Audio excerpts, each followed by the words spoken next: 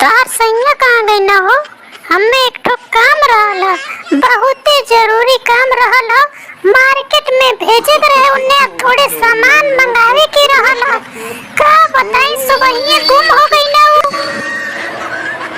काहे हो सखी, तुझे नहीं पता का कि कहाँ गई ना। तल्ला सुना, कहला कि रेडी राखा पीस के मसाला हो, लौंगी पहन के ओ भोरे भोरे जाला हो। खूब मटकाई के कमर पतरी, ओए होए खूब मटकाई के कमर पतरी। सैया मारे लागड़िया में करैया मछरी।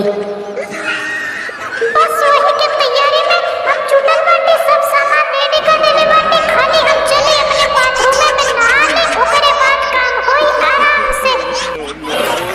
अच्छा तो करैया मछरी मारे गइल बाटे सुबह जाके।